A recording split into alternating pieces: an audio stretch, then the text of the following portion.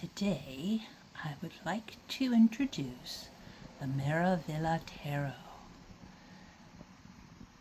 We've all heard it said that a picture speaks 1,000 words, but when a picture contains 1,000 pictures, well, calculating the number of words it may speak becomes nigh on impossible. Now, this deck is in Spanish, and the artist was much influenced by the literary genre magic realism, which I guess is also an artistic genre, pretty evidently akin to surrealism. So I spent a day translating everything. There isn't a lot of written literature, so I'll just read the Google translation of the Spanish introduction, which is here with this. I just love this deck. It took forever to go through it. It just draws you in with, I will warn there is a nudity warning, and also, this is a categorically gender fluid deck, in that this artist, gender organs are essentially her motif throughout this deck. So they are very fluid indeed. They're flying about, and they're often not even attached to people, and they are transforming into other things. But be warned, this is quite a graphically explicit deck. And I certainly don't find it offensive in the least, but for anybody who is offended by nudity, this would not be the deck for them. It is so incredibly stylized that it's hard to say whether it even counts as nudity, because it's so very, very strange. The introduction, I don't have my glasses, says, Tarot is a visual way of asking questions.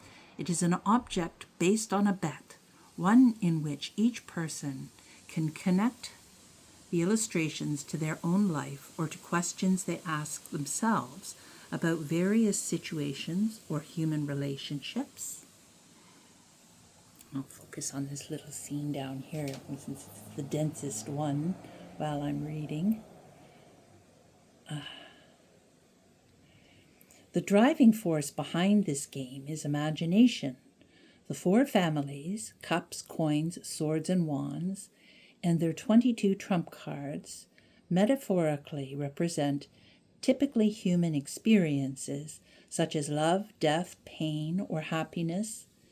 This explains why, from the creation of the first tarot cards in the 14th century until today, many artists have devoted themselves to these themes.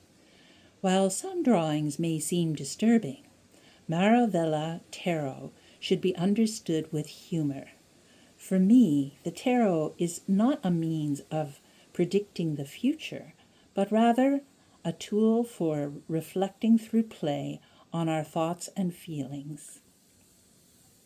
These illustrations were created spontaneously and intuitively using the technique of engraving. They always tell several stories simultaneously.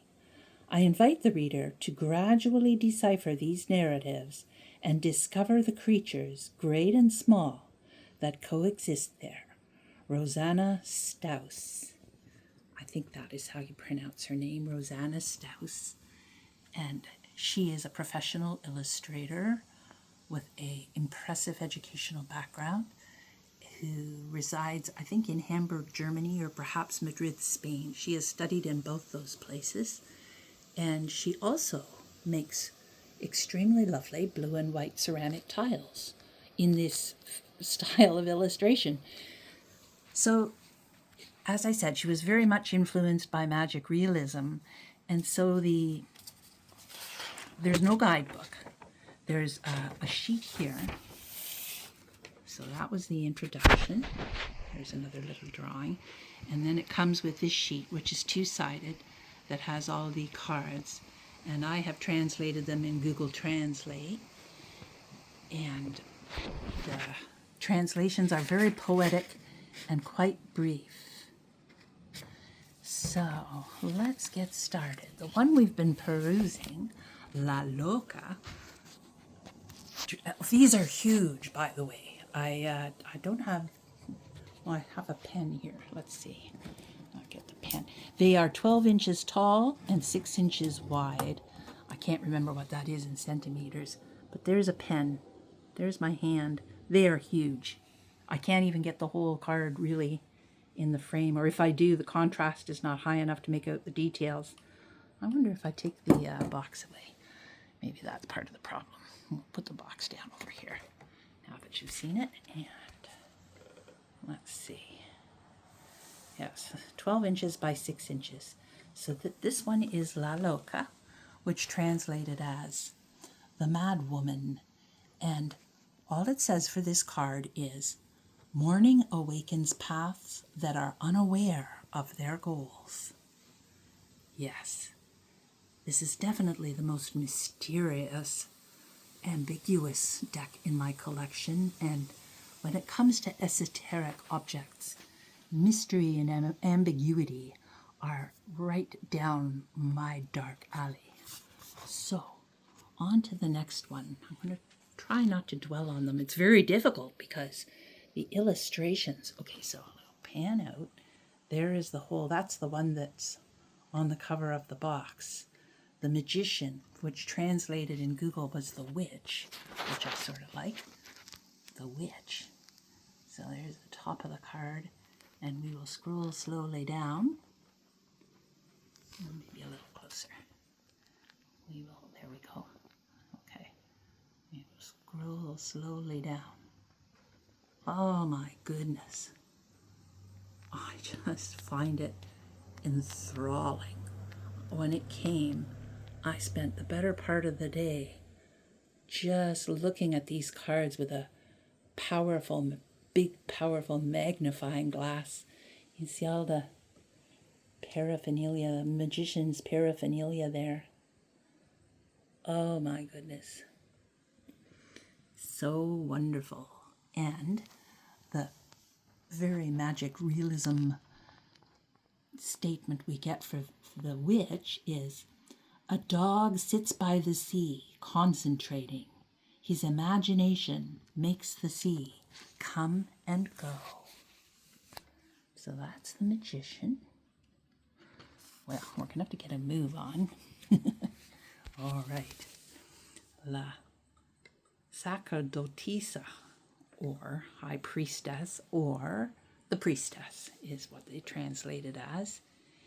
And I particularly like the statement for this one. The statement for this one, get closer. Oh, you just fall right into these cards. I think I might copy them and make it a winter coloring project, because I think that it would be quite a challenge to tint these effectively. You'd have to be very careful. There's so much detail that could be lost, but oh my goodness, they're so wonderful. The Priestess. An apple falls down the stairs. Look at her face. One of her faces. There, I think that's the main face. An apple falls down the stairs. It knows where it came from, but it doesn't say. Oh, and the giraffe, or whatever it is. And then the next one is the Empress. Ooh. The Empress. Look at her. Look at, oh, she certainly does convey that she is bringing forth a multiplicity.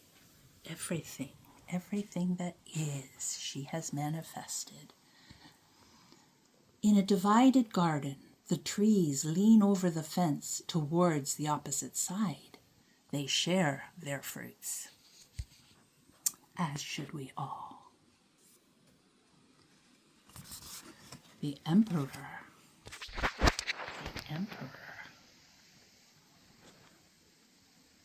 He's a handsome fellow. I'm not going to try and point out the myriad detail in this. This is going to be a deck to study on cold winter nights.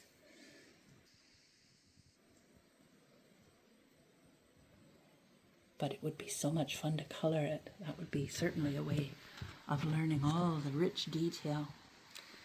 A village of ants who live in a bucket, fear and trust the one who carries it. Yes, indeed. La curandera, the healer, that translates as, or the Hierophant. The Hierophant. Oh my goodness, almost unbearable intricacy. Certainly for people who find a deck like Shadowscapes overwhelming in busyness, this would definitely not be the deck for them. This is beyond busy. This is just, it's one of those situations where genius straddles madness, I would say. The desperate hand searches for hidden objects in the fireplace. Well, I love the statements that go with the cards. The lovers. The lovers.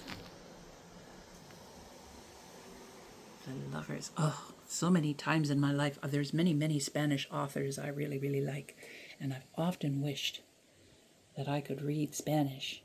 And speak it too, of course, but read it primarily. But actually there's so little written accompaniment with this marvelous deck that it didn't take me all that long to translate everything in Google. So, a butterfly. Oh, this is a sad one. A butterfly is stuck on a honeycomb. If you take it out, it tears. If you leave it, it dies. Yikes. Yikes. Love hurts, that's for sure. All right. The Chariot. Pan back out. Get the whole card if we can. There's the whole shebang. And start at the top and scroll our way down. Another handsome fellow. Oh, look at that detail. Just imagine coloring this with very sharp watercolor pencil crayons, I think would be the way to go. Or an extremely fine brush and inks. Maybe. The princess knows her target. Oh, here, let me get this back in the frame a little bit. There we go. Yes. The princess knows her target. She is a fly. She persistently hovers against the window pane. I think we'll only do the major arcana, and then I'll just fly through the minor arcana. Oh, justice. Justice is comparatively simple. And simple justice. I wonder if and it is hard to say the geometry of it, perhaps, but if you notice her earrings are scales, and she sure does look pretty seriously on the horns of justice, perhaps. And what does it say about justice? Oh my goodness. The cow remains like a rock in the meadow. She chews and blinks.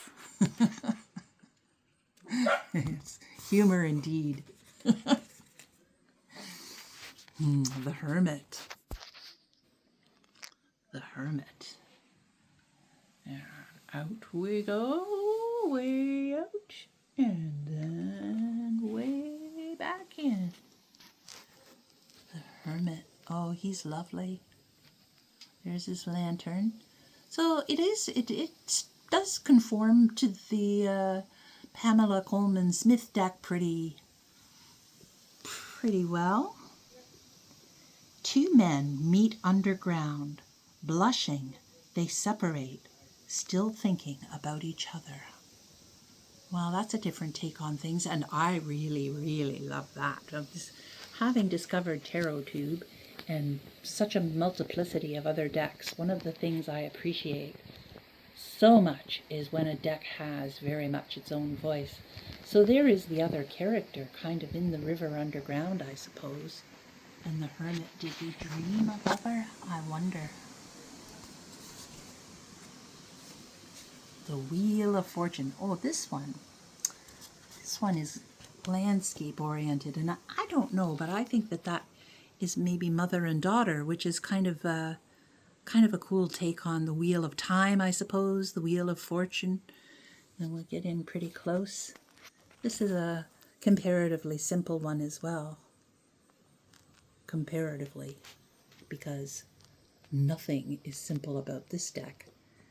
It is just a wonder of elaboration. And a defiant boy pulls a fish ashore. Before he can name it, it is dead. Ugh. I also like decks that don't pull any punches. I mean, positivity is great, but I like a deck that's a bit abrasive. And this one is certainly confrontational. This is a confrontational deck. Kind of like a... Oh, yes. Okay, so we would just skip right over. This one is a fairly explicit one. And but as you can see, it's kind of hard to take offense because it's just so incredible. You know, it's just so abstract that you know, you by the time you realize you're looking at a naked person, it's oh, this is a good one. The Force, or Strength. A stalactite strives relentlessly to reach the cave floor. Nothing, not even time, can stop it. Strength. Alrighty.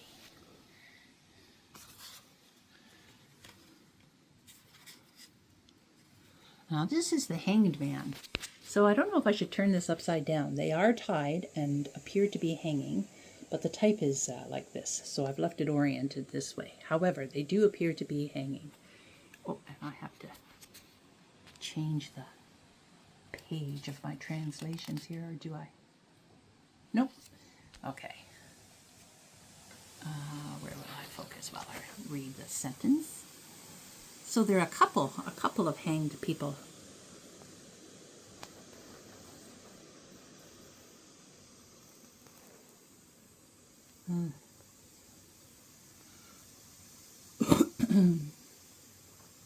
A coin falls from his pocket.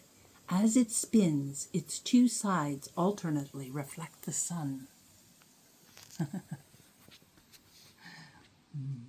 That's a detail I like when they remember to put that in. The coins falling from the hangman's pocket, I think, are an important detail that quite often gets left out of the Hanged Man.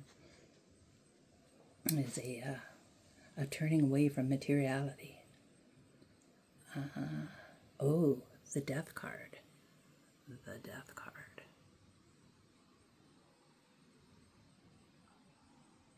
Well, she's pretty bony, but has a rather lovely face. And, okay, we will leave it there. And the daisy makes its way through dirt and grass. When it reaches the light, it will be crushed. Yikety yikes. Alrighty. Temperance. So she does have a cup, but she's not actually holding it. She looks rather like a dancer. But there's one of the cups. And then let me pull out a little bit to see the whole thing if we can. These are difficult to film.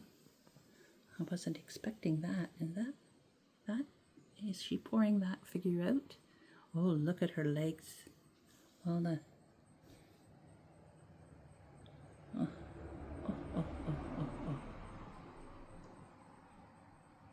Temperance.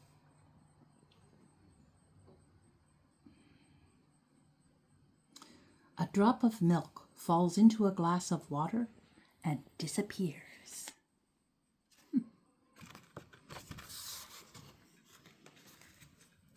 The devil. Okay, I'll read this first. There are no empty attics. There are no empty attics. A spider descending its thread hangs from its own web. Huh. Very cryptic. Very mysterious. Very appropriate for these images. I just love it so much. How to read. I guess you could do a 3-card spread. And I'm very tempted to elaborate and create a guidebook for these as well. But since I'm already doing that for both Tarot Obscuro and Crayuna Marie, that'll have to wait. Besides, I think it may take years, so I will work at that at a very, very idiosyncratic pace. Okay, so this is the tower. The tower, and you can see there is a great deal of, so he's bisected, and he has that crown like the tower would. Oh, this is an ironically rather cheerful one. A collapsing house of cards opens a new game.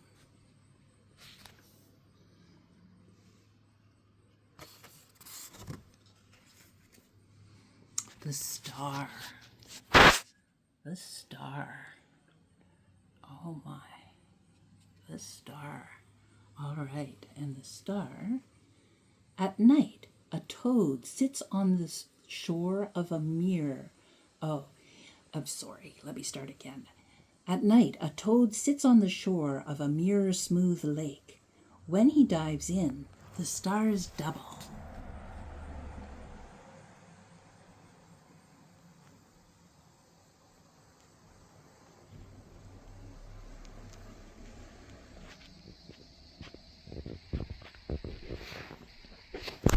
So fabulous. Before I bought this deck, I tried to research it. I bought it from, I saw a hashtag of a tarot reader in Argentina. Maybe it was the editor's pick. It was the one where this was the deck she chose to answer the question, what deck do you wish was more talked about in the Tarot Tube community? And this was the deck she chose. And she didn't have the deck, but she... I promptly, she couldn't find very many videos discussing it, so I found 2, one in Spanish and one in French, and I absolutely loved the images, and miraculously, this deck was available on Amazon, so I promptly bought it. Oh, that was the moon. So what the moon is a round hole in the night sky. Occasionally, a carp swims through it. When it blinks, the moon is setting or rising. The sun is a thumb. During the day, it pushes the earth to make it spin. And this is the sun.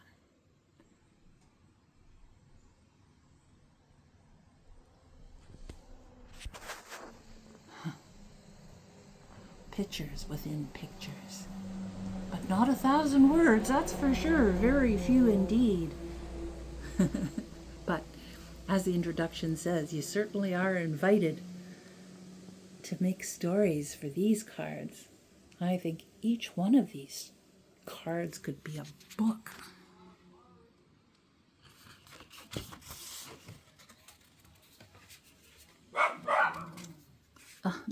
Judgment looks like a real party. And the Judgment.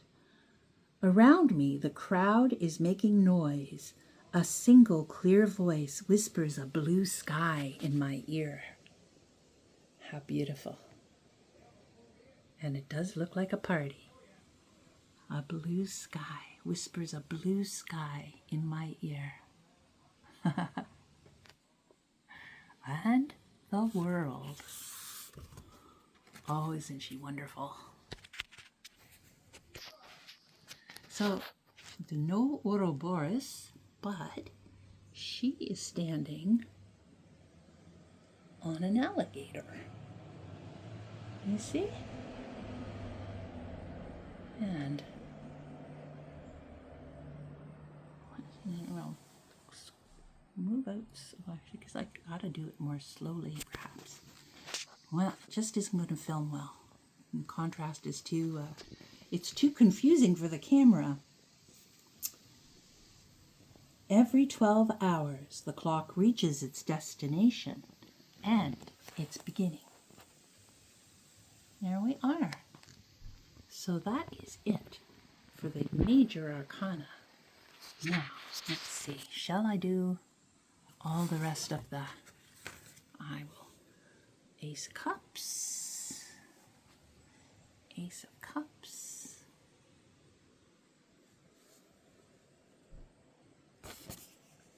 Two of Cups.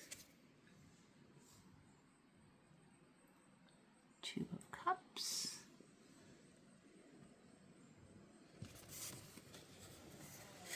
Three of Cups.